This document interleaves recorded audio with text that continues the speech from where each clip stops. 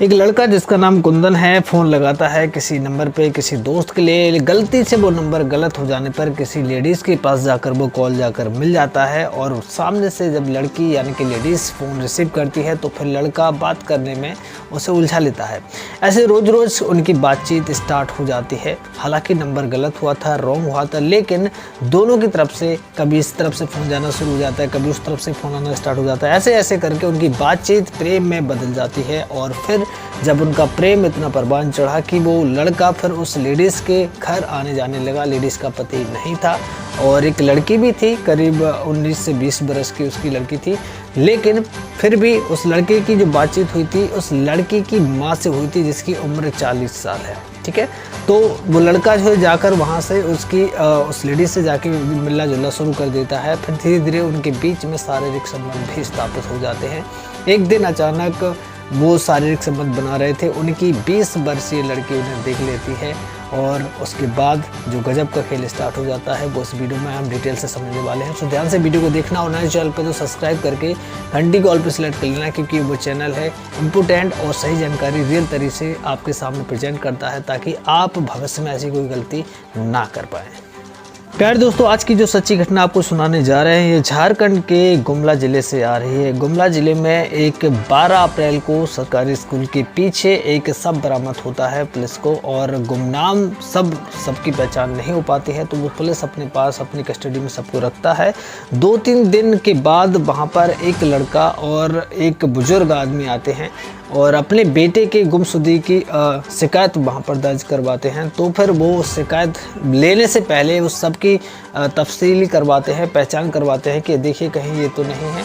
तो तुरंत वो जो बुजुर्ग आदमी फुट के रोने लगता है और उसके साथ में जो लड़का था वो उस मृतक जिसका शव पड़ा हुआ है उसका दोस्त था।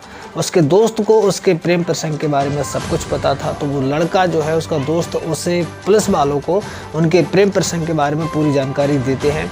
तो प्रेम प्रसंग में कौन कौन फिर चपेट में आते हैं, वो औरत जिस पे रॉन्ग नंबर लगा हुआ था और उसका एक प्रेमी जो कि 41 वर्षीय था।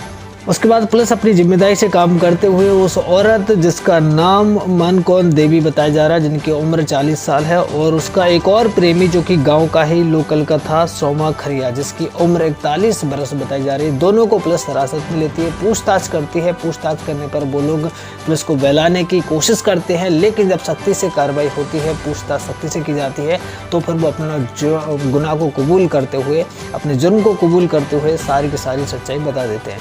फिर डिटेल से जब औरत बताती है कि मेरे पास एक कॉल आता है आज से करीब 1 साल पहले, वो रॉन्ग नंबर था, रॉन्ग नंबर पर मेरी बातचीत स्टार्ट होती है। वो कॉल था कुंदन का जिसकी मृत्यु हो चुकी है। ठीक है, तो उस कॉल पे बातचीत होती है, रॉन्ग नंबर पे बातचीत होते होते फिर हमारी रोज़ बात होना स्टार्ट हो जाती है और फिर हमारा बातचीत करना प्रेम में बदल जाता है। फिर वो कुंदन मेरे घर पे आने जाने लगता है और हमारे बीच में शारीरिक संबंध भी स्थापित होते हैं। फिर एक दिन अचानक हम जब दोपहर के टाइम पे शारीरिक संबंध बना रहे थे तो मेरी बेटी जिसकी उम्र 20 साल बताई जा रही है वो हमें बुरे हालात में देख लेती है और उसके बाद मैं अपने कामों में लग जाती हूँ, वो भी वापस चला जाता है। और कुछ दिन के बाद मुझे पता चलता है कि मेरी बेटी की बातचीत उसी लड़के कुंदन से स्टार्ट हो चुकी है। और मैंने कुंदन को बहुत समझाने की कोशिश की कि कुंदन ऐसा मत करो, ऐसा मत करो, लेकिन कुंदन जो है मानने के लिए तैयार नहीं था और मेरी बेटी भी उसके प्रेम में पागल हो चुकी थी। और ऐसा करते उसकी बेटी के और कुंदन के बीच में अभी शारीरिक संबंध स्थापित हो चुके थे। और एक दिन अचानक रात के टाइम में मैंने देखा कि कुंदन मेरी बेटी के साथ आपत्तिजनक हालत में मैंने देखा और वो मुझसे सहा नहीं गया। उस औरत जिसका जो 40 वर्षीय औरत है उसका गांव में एक और उसका प्रेमी था सोमा खरिया करके, उससे प्रेम प्रसंग और चल रहा था और उसके साथ मिलकर कुंदन की मृत्यु की पूरी प्लानिंग, मर्डर करने की प्लानिंग बना डाली। 40 वर्षीय औरत करती क्या है कि कुंदन को सरकारी स्कूल के पीछे बुलाती है 11 अप्रैल की रात को मिलने के लिए बेला फुसलाकर, और कुंदन वहाँ पर चला जाता है। कुंदन वहाँ पर जाता है, देखता है कि वहाँ पर औरत अकेली खड़ी हुई है। जाकर वहाँ पर उनका जो प्रोग्राम स्टार्ट होता है उसके बाद में देखता है कि अचानक पीछे से आकर उस पर किसी ने वार किया।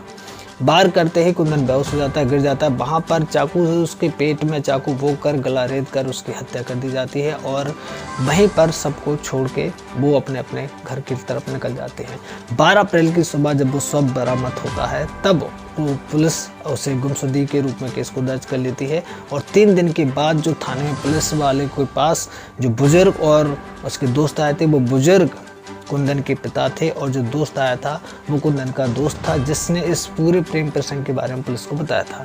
इस तरह से पुलिस ने पूरी तरह से एक्शन लिया और उस 40 वर्षीय औरत को और 41 वर्षीय सोमा खरिया को फिलहाल केस दर्ज कर लिया गया है, पुलिस की हिरासत में ले लिया गया है। अब आप लोग बताइए कि ये किस सजा के हकदार हैं और इस कहानी से आपको क्या सीखने को मिला। 2 मिनट के मजे के लिए अपनी पूरी ज़िंदगी बर्बाद कर दी। आई होप आपको कुछ अच्छा मैसेज मिला होगा और आगे भी ऐसे इंपॉर्टेंट वीडियो समय पर लेने के लिए वीडियो को लाइक और शेयर को सब्सक्राइब कर लेना। जल्दी मिलते हैं इस कमाल की। Tata bye.